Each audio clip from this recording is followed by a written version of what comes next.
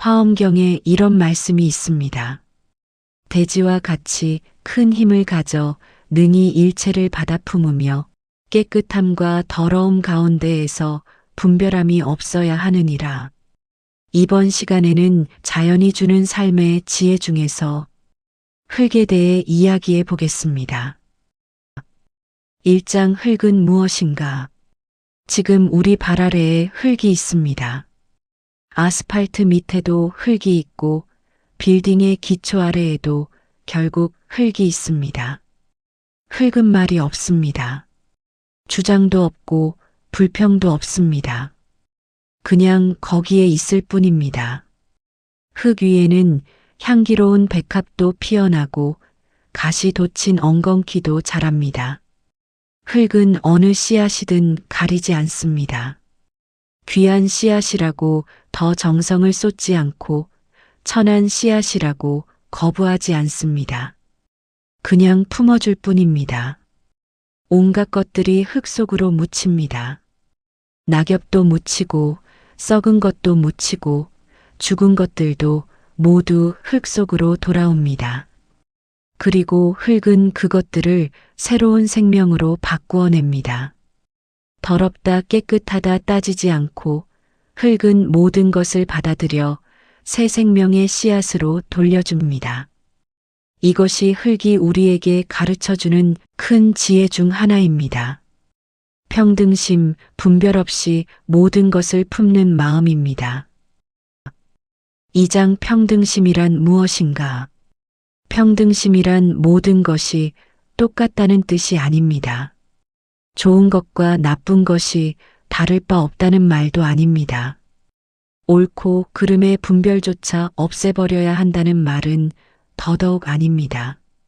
평등심이란 어떤 상황이 오더라도 그 바탕에서 모든 존재의 가치를 고르게 인정하는 마음입니다.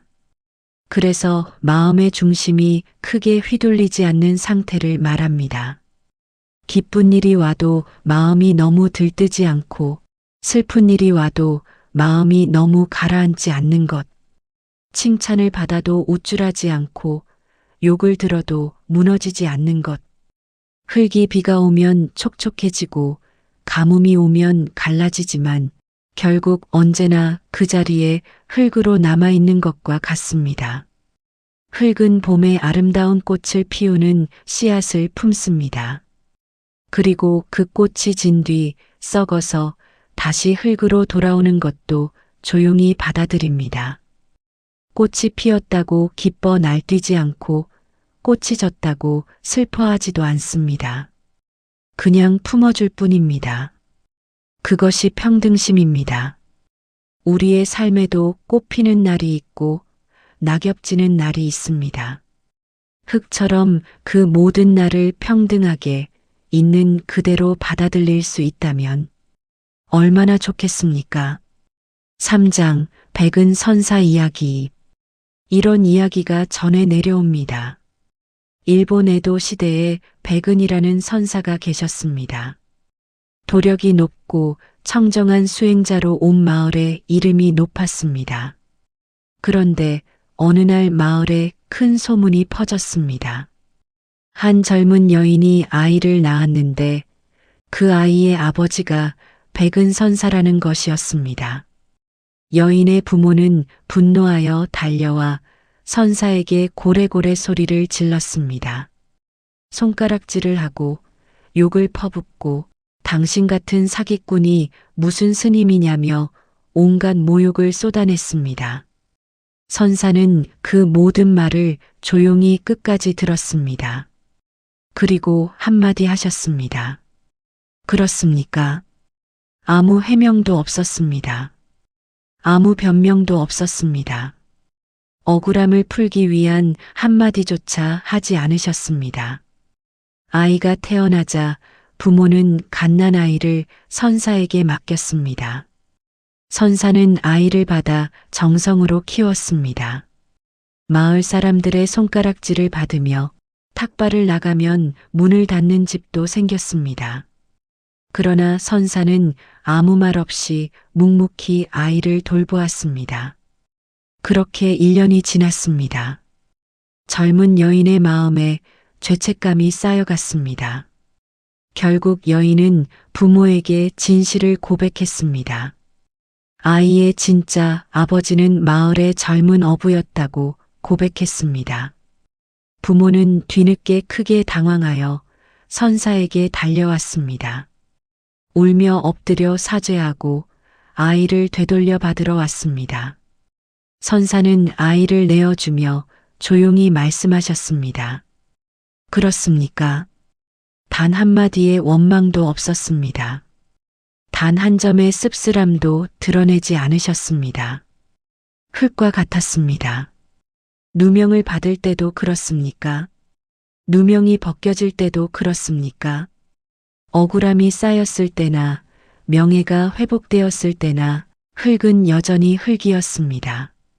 칭찬이 와도 마음이 솟구치지 않고 욕이 와도 마음이 무너지지 않는 것. 그것이 흙의 마음입니다. 그것이 평등심의 완성입니다. 4장 인욕바라밀. 불교에서는 보살이 수행해야 할 6가지 덕목을 육바라밀이라 합니다. 보시, 지계, 인욕, 정진, 선정, 지혜가 그것입니다. 그중 3번째가 바로 인욕바라밀입니다. 인욕이란 욕됨을 참는다는 뜻입니다. 그런데 여기서 참는다는 것은 이를 악물고 억지로 버티는 것이 아닙니다. 마음이 크게 동요하지 않는 상태를 말합니다. 흙이 더러운 것을 받아도 더럽다고 괴로워하지 않듯이, 흙이 무거운 것을 받아도 무겁다고 신음하지 않듯이 그냥 받아들이는 것입니다. 여기서 한 가지 분명히 해야 할 것은 이것입니다. 인욕이란 부당한 폭력이나 학대를 그저 방치하라는 말이 아닙니다. 현실의 잘못은 분명히 바로잡되 그 과정에서 내 마음까지 미움과 분노에 불타 무너지지 않도록 지키는 것. 그것이 인욕의 지혜입니다. 금강경에 부처님의 전생 이야기가 나옵니다. 옛날 인욕선인이셨을 때 가리왕이라는 폭군이 있었습니다. 그 왕은 까닭없이 선인의 팔을 자르고 다리를 자르고 마디마디 신체를 잘라냈습니다. 그때도 부처님의 전생은 단 한 점의 성냄도 한 점의 원한도 품지 않으셨다고 전해집니다. 금강경에서 부처님은 이렇게 말씀하십니다. 만약 그때 내게 아상, 인상, 중생상, 수자상이 있었다면 마땅히 성냄과 원한이 생겼을 것이다. 나라는 것이 굳게 서 있으면 모욕당할 나가 생기고 상처받을 나가 생깁니다.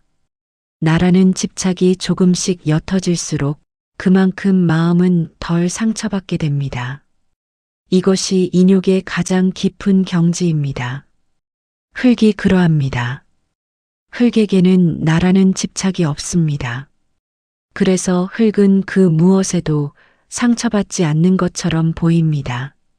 물론 우리는 흙이 아니기에 상처도 받고 억울함도 느낍니다.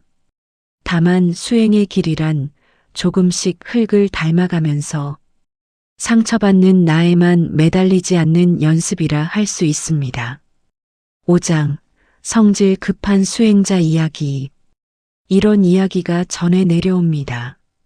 한 절에 오랜 세월 수행을 해온 노스님이 계셨습니다.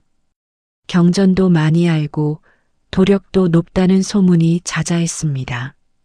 그런데 이 스님에게는 한 가지 문제가 있었습니다. 성질이 급하고 화가 많았습니다. 작은 일에도 얼굴이 붉어지고 말 한마디에도 금방 불끈하는 성미가 있었습니다. 어느 날 젊은 도반 스님이 조심스럽게 여쭈었습니다. 스님 수십 년을 수행하셨는데도 어찌 아직 화가 나십니까? 노스님은 잠시 말씀이 없으셨습니다. 그리고 이렇게 말씀하셨습니다. 그렇지, 나는 아직 멀었다. 경전 공부는 많이 했지만 흙 공부는 아직 못했구나. 젊은 스님이 고개를 갸웃거리며 물었습니다. 흙 공부라니요? 노스님이 마당에 흙을 한 줌 집어들며 말씀하셨습니다. 저 흙을 보아라.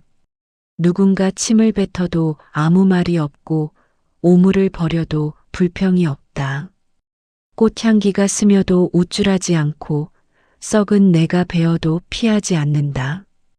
이 흙이 바로 완성된 수행자의 마음이다. 나는 수십 년을 앉아서 경을 읽었건만 발 아래 이 흙에도 아직 미치지 못했구나. 노스님의 눈가에 눈물이 맺혔습니다. 그 짧은 말씀이 그 어떤 법문보다 진실했습니다. 6장 분별심이라는 병. 우리는 하루에도 수없이 많은 분별을 합니다. 좋다, 나쁘다, 아름답다, 추하다, 귀하다, 천하다. 사람을 만나면 순식간에 판단합니다. 이 사람은 나에게 이로운 사람이다. 저 사람은 해로운 사람이다. 이것은 값어치 있다. 저것은 쓸모없다. 이 분별심이 모든 번뇌의 뿌리입니다. 좋아하는 것이 생기면 그것을 놓칠까봐 두려움이 생깁니다. 싫어하는 것이 생기면 그것을 없애려 애쓰느라 에너지를 다 씁니다. 분별이 있는 곳에 반드시 집착이 따라오고 집착이 있는 곳에 반드시 고통이 따라옵니다. 그런데 흙은 분별이 없습니다. 흙 위에 장미가 심어지면 장미를 키우고 잡초가 심어지면 잡초를 키웁니다. 흙은 가리지 않습니다. 불교에서는 이것을 무분별지라 합니다. 분별이 없는 지혜라는 뜻입니다. 이것은 아무 생각이 없는 멍청함이 아닙니다. 분별을 넘어선 더 깊고 넓은 알미입니다. 장미도 장미 나름의 아름다움이 있고 잡초도 잡초 나름의 쓰임이 있음을 아는 지혜입니다. 그래서 흙은 차별하지 않습니다. 무분별지는 현실의 옳고 그름을 무시하자는 말이 아닙니다. 옳고 그름을 분명히 분별하되 그 분별에 집착하여 미움과 오만에 빠지지 않는 지혜입니다. 7장 부처님과 천민 여인 이야기. 부처님 당시 인도 사회는 카스트 제도라는 신분제가 있었습니다. 사람을 태어날 때부터 귀한 자와 천한 자로 나누는 제도였습니다. 어느 날 부처님께서 길을 걸어가시다 우물가에서 물을 깃는 여인을 만나셨습니다. 그 여인은 가장 낮은 계층의 천민이었습니다. 부처님은 그 여인에게 조용히 말씀하셨습니다. 물 한 모금을 나누어 줄 수 있겠는가? 여인은 깜짝 놀라 머뭇거렸습니다. 저는 천민입니다.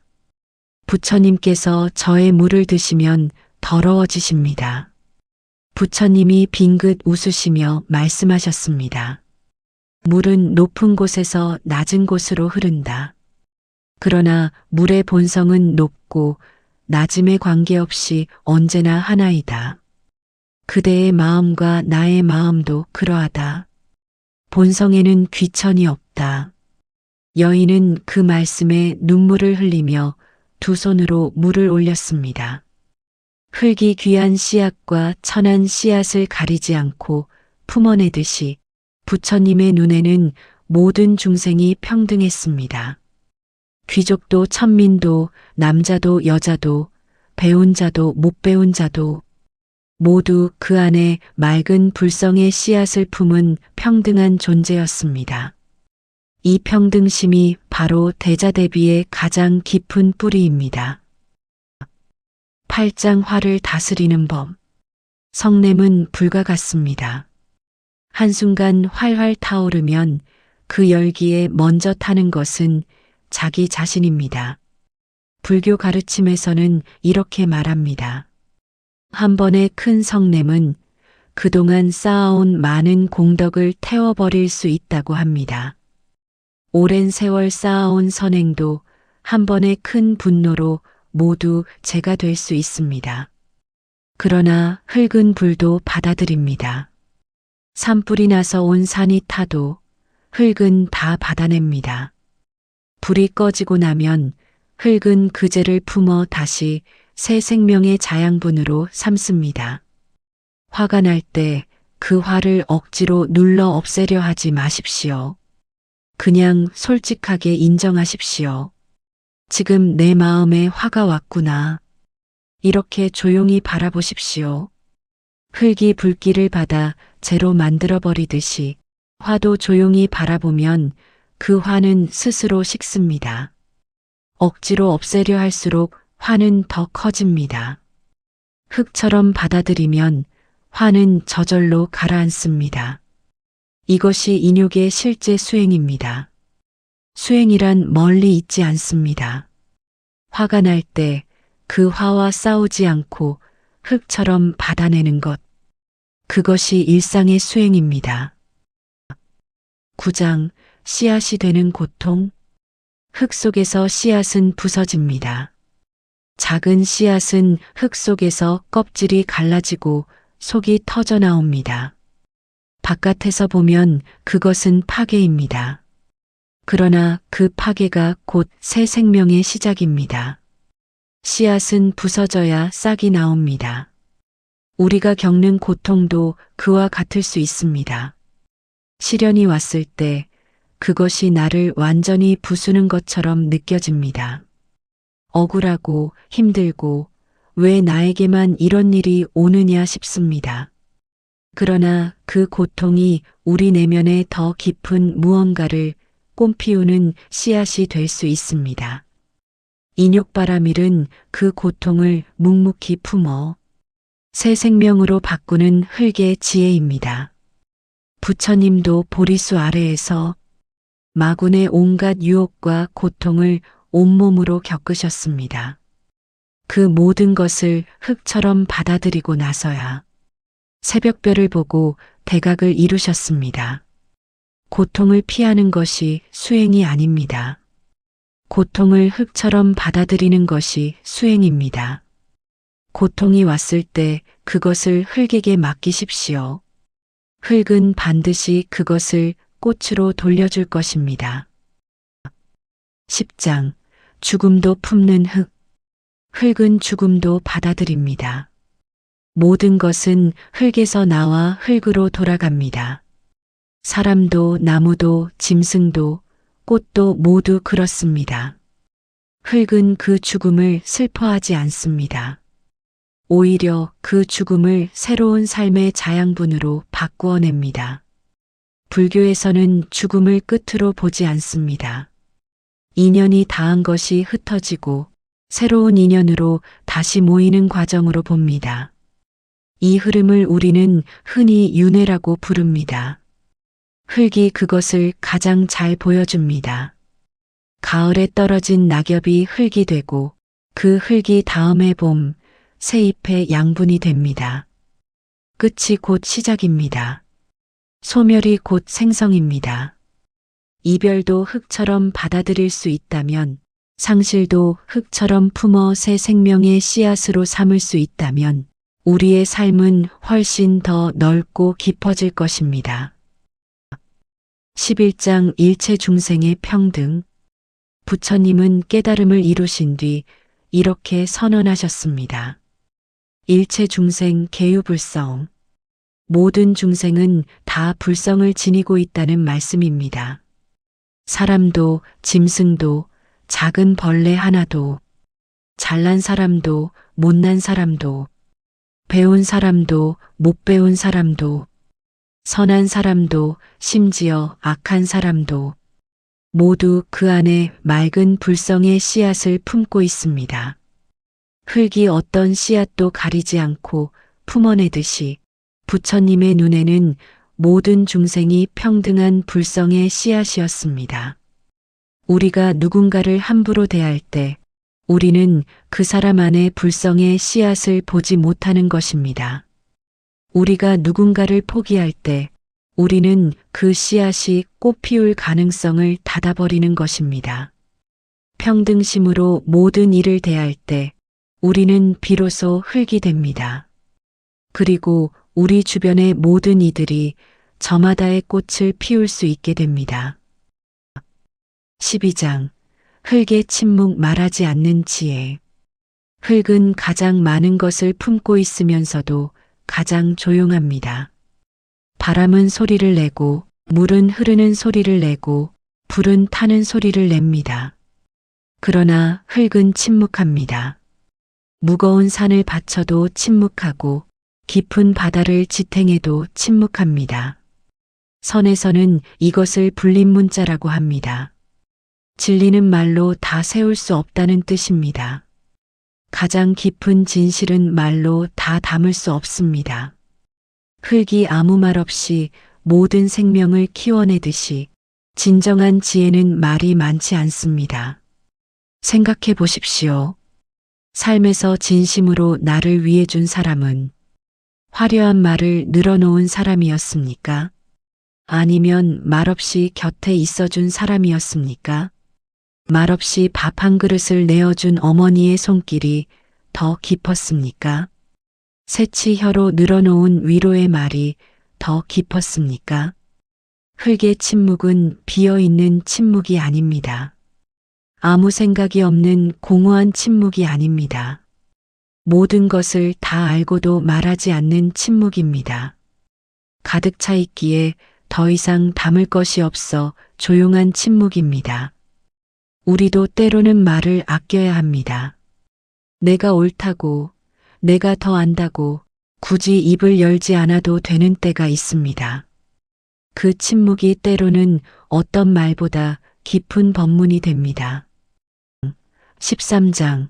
낮아질수록 깊어지는 것. 다심. 산을 생각해 보십시오. 높이 솟은 봉우리에는 나무가 자라지 못합니다.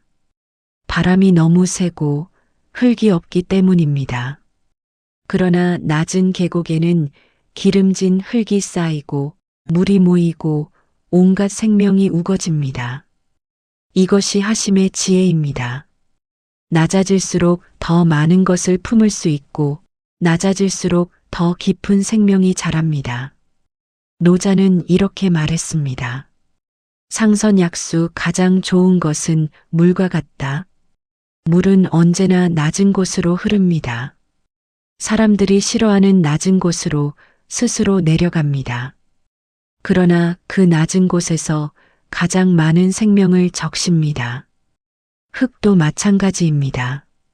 흙은 스스로 높아지지 않습니다. 언제나 발 아래 있습니다. 사람들에게 밟히는 자리에 있습니다. 그러나 그 자리에서 모든 생명을 키워냅니다.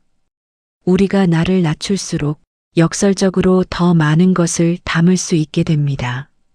내가 잘났다고 생각할수록 마음은 높은 봉우리처럼 메말라 갑니다.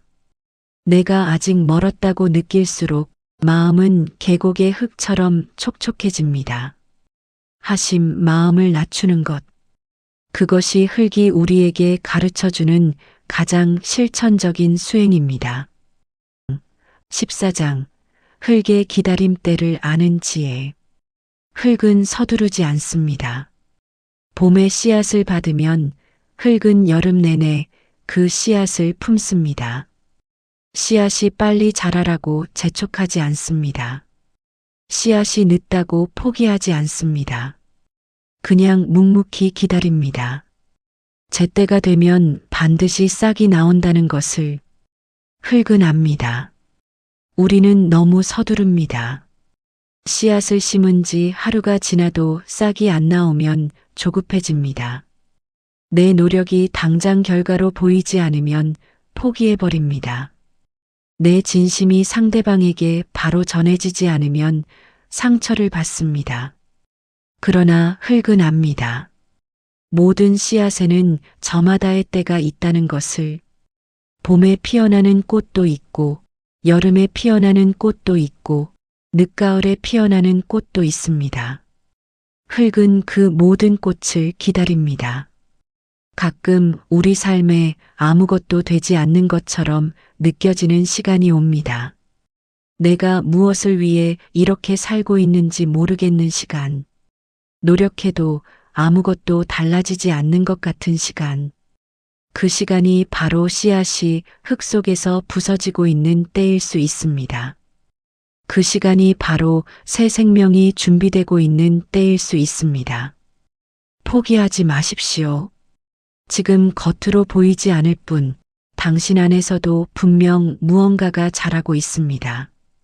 흙처럼 기다리십시오. 반드시 봄은 옵니다.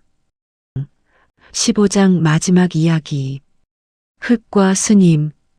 어느 스님이 오랜 세월 산속에서 수행을 마치고 하산하셨습니다. 제자들이 설레는 마음으로 여쭈었습니다. 스님, 오랜 수행 끝에 무엇을 깨달으셨습니까? 스님은 잠시 말씀이 없으셨습니다. 그리고 조용히 뜰 앞에 흙을 가리키셨습니다. 저 흙처럼 되는 것이 목표인데 아직 멀었다. 제자들이 어리둥절해하자 스님은 이렇게 말씀하셨습니다. 흙은 밟혀도 화내지 않고 더러워져도 불평하지 않는다. 비가 와도 받고 가뭄이 와도 견딘다. 모든 것을 품어 새 생명을 내는데 그 공을 자랑하지 않는다. 나는 수십 년을 수행했건만 아직도 작은 비방에 마음이 흔들리고 작은 칭찬에 마음이 들뜬다. 저 흙이 나의 스승이다. 제자들은 그 말씀에 한동안 말을 잇지 못했습니다. 수행은 높이 올라가는 것이 아닐지도 모릅니다. 오히려 흙처럼 낮아지는 것, 모든 것을 받아들일 수 있을 만큼 깊어지는 것, 그것이 진정한 수행의 완성일지도 모릅니다. 이제 이 이야기를 마무리하겠습니다. 지금 잠시 눈을 감아 보십시오. 발 아래 땅을 느껴보십시오. 직접 흙을 밟고 있지 않아도 괜찮습니다. 지금 내가 이 땅을 딛고 서 있다는 것만 느껴보십시오. 이 땅이, 이 흙이 나를 받쳐주고 있음을 느껴보십시오. 무거운 마음도 지친 몸도 이 땅은 다 받쳐줍니다. 불평 없이, 차별 없이 받쳐줍니다. 지금 내 마음속에 무거운 것이 있다면 살며시 내려놓아 보십시오. 흙에게 맡기십시오. 흙은 다 받아줍니다. 억울했던 일도, 상처받은 마음도, 누군가에 대한 오래된 원망도 흙에게 맡기면 흙은 반드시 그것을 새로운 생명의 씨앗으로 바꾸어 줄 것입니다. 지금 이 순간 흙처럼 깊어지십시오. 지금 이 순간 흙처럼 낮아지십시오. 지금 이 순간 흙처럼 기다리십시오. 지금 이 순간 흙처럼 침묵하십시오. 그리고 흙처럼 평등해지십시오. 모든 것은 흙에서 왔다가 흙으로 돌아갑니다. 나도, 그대도, 우리 모두도 그렇습니다.